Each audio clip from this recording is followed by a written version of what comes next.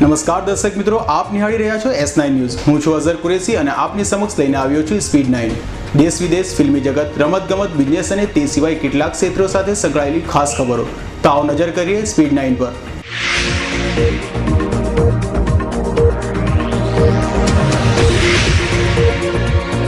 શશી થરૂરે કહ્યું કે સુનંદાના મૃત્યુ અંગેની તપાસમાં સંપૂર્ણ સહકાર આપીશ અને ત્યારબાદ થરૂરે મેજિસ્ટ્રેટ સમક્ષ પોતાનું નિવેદન પણ નોંધાવ્યું.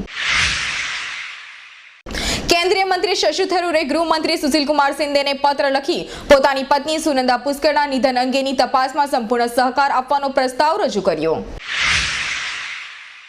સુનંદા પુષ્કરના આકસ્મિક મોતને પગલે ચારેકોરથી ટીકાઓનો ભોગ બનેલા કેન્દ્રીય મંત્રી શશી થરૂરે કહ્યું કે માધ્યમોમાં અવિચારીપણે નિરંકુશપણે વહેતી થયેલી અટકળો વાંચીને થથરી ઉઠ્યો છું. આમ આદમી પાર્ટીના સંયોજક અને દિલ્હીના નવનિયુક્ત મુખ્યમંત્રી અરવિંદ કેજરીવાલનું ઇન્ડિયન મુજાહિદ્દીને અપહરણનું કાવતરું ઘડ્યું હોવાનું પોલીસને શંકા. યાસીન ભટકલને છોડાવવા ઇન્ડિયન મુજાહિદ્દીન દિલ્હીના મુખ્યમંત્રીનું અપહરણ કરવાની યોજના ઘડે છે, જ્યારે દિલ્હી પોલીસના સૂત્રોએ માહિતી આપતા કેજરીવાલને પણ આ બાબતે વાકેફ કરાયા. ભાજપની રાષ્ટ્રીય પરિષદમાં વડાપ્રધાન પદના ઉમેદવાર નરેન્દ્ર મોદીએ વિઝન 2014 બહાર પાડીને દેશમાં 100 સ્માર્ટ સિટી બનાવવાનું અને દરેક રાજ્યમાં IIT, IIM સ્થાપવાનું વચન આપ્યું. ભાજપના વરિષ્ઠ નેતા અને લોકસભાના વિપક્ષી નેતા સુષ્મા સ્વરાજે રાષ્ટ્રીય પરિષદમાં કોંગ્રેસ પર પ્રહાર કરતા કહ્યું કે કોંગ્રેસ હારથી ડરી ગઈ છે, તેથી પોતાના વડાપ્રધાન પદના ઉમેદવાર જાહેર નથી કરતી. દિલ્હીના રામલીલા મેદાન ખાતે મળેલી ભાજપની રાષ્ટ્રીય પરિષદમાં પક્ષના સિનિયર નેતા અને માજી ઉપવડાપ્રધાન લાલકૃષ્ણ અડવાણીએ ભાજપના વડાપ્રધાન પદના ઉમેદવાર નરેન્દ્ર મોદીના ભરપેટ વખાણ કર્યા. ભાજપની કારોબારીને પક્ષના વડાપ્રધાન પદના ઉમેદવાર નરેન્દ્ર મોદીએ સંબોધન કર્યાના ગણતરીના કલાકોમાં કોંગ્રેસ અને JDUએ મોદી પર સહિયારું આક્રમણ કરી કહ્યું, મોદી ઝેરી ચા વેચનારા છે. કેન્દ્રીય પ્રધાન મનીષ તિવારીએ કહ્યું કે ભાજપના માત્ર વડાપ્રધાન પદના ઉમેદવારો આપે છે, જ્યારે કોંગ્રેસ દેશને મજબૂત વડાપ્રધાન આપે છે. છેલ્લી 2 ચૂંટણીઓ દરમિયાન પણ ભાજપમાંથી માત્ર વડાપ્રધાન પદના ઉમેદવારો જ હતા, નહીં કે વડાપ્રધાન કોઈ બની શક્યું. પાકિસ્તાનના ઉત્તર વઝીરિસ્તાનમાં તાલિબાનીઓ દ્વારા કરાયેલ શક્તિશાળી બોમ્બ ધડાકામાં 22 સૈનિકોના મોત નીપજ્યા, જ્યારે 38ને ઈજાઓ થતા હોસ્પિટલે ખસેડાયા. પાકિસ્તાનના અશાંતિગ્રસ્ત ઉત્તર પશ્ચિમમાં લશ્કરી સૈનિકોના રહેવાના સ્થળમાં પાકિસ્તાની તાલિબાન દ્વારા કરાયેલા શક્તિશાળી ધડાકામાં ઓછામાં ઓછા 22ના મોત નીપજ્યા, જ્યારે 38 ઘાયલ થયા હોવાની માહિતી ઇસ્લામાબાદ દ્વારા અપાઈ. ઉત્તર ભારતમાં ઠંડીમાં કોઈ રાહત નહીં. ઉત્તર પ્રદેશમાં કાતિલ ઠંડીના વધુ 2ના મોત નીપજ્યા, જ્યારે પૂર્વીય ઉત્તર પ્રદેશમાં વરસાદ પડ્યો. પંજાબ, રાજસ્થાન, હરિયાણા, ચંડીગઢમાં નવેસરથી ઠંડીનો પ્રકોપ ચાલુ, જ્યારે માઉન્ટ આબુમાં -4 ડિગ્રી સેલ્સિયસ સુધી તાપમાન ઉતરી જતા જનજીવન ઠપ થયું. ઉત્તર ભારત સાથે ગુજરાત રાજ્યમાં પણ ઠંડીનું મોજું ફરી વળ્યું. ઉત્તર ગુજરાત, સૌરાષ્ટ્ર, કચ્છ અને દક્ષિણ ગુજરાતમાં લઘુત્તમ તાપમાનમાં ઘટાડા સાથે ઠંડા પવન ફૂંકાતા શહેરીજનો છૂટવાયા.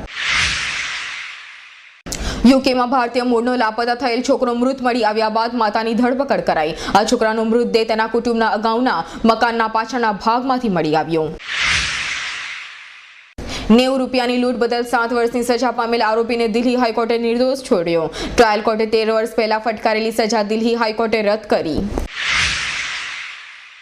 દિલ્હી હાઈકોર્ટે 13 વર્ષ અગાઉ એટલે કે 9મી એપ્રિલ 2001માં લૂંટ કેસના આરોપીને ટ્રાયલ કોર્ટે ફગાવીને કરાયેલી 7 વર્ષની સજાને રદ કરી કહ્યું કે આ ખોટી ઓળખનો કેસ હોઈ શકે. શું બ્રિટિશના મહારાણી પ્રિન્સ ચાર્લ્સને ધીમે ધીમે કાર્યભાર સોંપી દેશે? પ્રિન્સ ઓફ વેલ્સ રાજા બનવા જઈ રહ્યાની તૈયારીઓના સંકેતમાં પ્રિન્સ અને ક્વીનની પ્રેસ ઓફિસો વિલીન થવાની છે. બ્રિટનના મહારાણી એલિઝાબેથ દ્વિતીય પોતાના પુત્ર અને રાજગાદીના વારસદાર પ્રિન્સ ચાર્લ્સને ધીમે ધીમે કાર્યભાર સોંપી દેવા તૈયાર હોવાનું જણાય છે.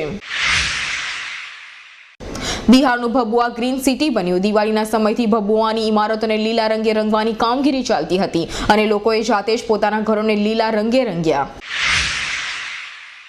જો રાજસ્થાનની માટી ગુલાબી તો બિહાર માટે લીલો રંગ. બિહારમાં તેના હરિયાણા વિસ્તારમાં વસેલા નગર ભભુઆએ પણ લીલા રંગથી રંગવામાં આવ્યું. એક્ઝિમ બેંક દ્વારા હાથ ધરવામાં આવેલા અભ્યાસ મુજબ બાંગ્લાદેશને મેન્યુફેક્ચરિંગ યુનિટોમાં આગ અને ઇમારત તૂટી પડવાની ઘટનાઓના ઝાટકા સહન કરવા પડતા છતાં બાંગ્લાદેશ તૈયાર કાપડની નિકાસમાં ભારતથી આગળ નીકળી ગયું. ડીજીસીએ ચેતવણી પછી ફ્લાઇટો ડાયવર્ટ થવાનું પ્રમાણ ઓછું થયું. ડીજીસીએ એરલાઇન્સને ચેતવણી આપી હતી કે ધુમ્મસભર્યા વાતાવરણમાં વિમાન ઉડાવી શકે તેવા પાયલોટો જ ફરજ પર મૂકો. દિલ્હીમાં ધુમ્મસવાળી સ્થિતિમાં પણ વિમાન ઉડાણ અને ઉતરાણ કરાવી શકે તેવા તાલીમબદ્ધ પાયલોટો તૈનાત કરવા માટેની ડીજીસીએ દ્વારા એરલાઇન્સોને કડક ચેતવણીની અસર બતાવી રહી છે. રાષ્ટ્રીયકૃત બેંકોના કર્મચારીઓની 20મી અને 21મી જાન્યુઆરીની હડતાળ પાછી ખેંચાઈ. જોકે હવે આગામી 27મી જાન્યુઆરીએ દ્વિપક્ષી બેઠક યોજાશે. કેન્દ્ર સરકારે હકારાત્મક અભિગમની ખબર આપતા હડતાળ પાછી ખેંચી લેવાઈ છે. કેટરીના કૈફ જેવા મોટા બોલિવૂડ નવોદિતોને લોન્ચ કરનાર સુપરસ્ટાર સલમાન ખાન કહે છે કે મોટા સ્ટાર સાથેની તારીખોની સમસ્યા હોય છે અને તેથી જ નવોદિતોમાં મને પ્રતિભા દેખાય ત્યારે તે નવોદિત કલાકારોને હું લોન્ચ કરું છું. જેડીયુ નેતા કેસી ત્યાગીએ નરેન્દ્ર મોદી પર પ્રહાર કરતા કહ્યું કે જે નીચાનું વેચાણ કરનાર વ્યક્તિ વડાપ્રધાન નહીં બનવા જોઈએ અને મોદીએ ગુજરાત દ્વારા આ વિચારનું વેચાણ કર્યું છે. તો દર્શક મિત્રો, આ હતી અમારી ખાસ રજૂઆત સ્પીડ 9. નવી ખબરો સાથે ફરી મળીશું. ત્યાં સુધી રજા આપશો. નમસ્કાર.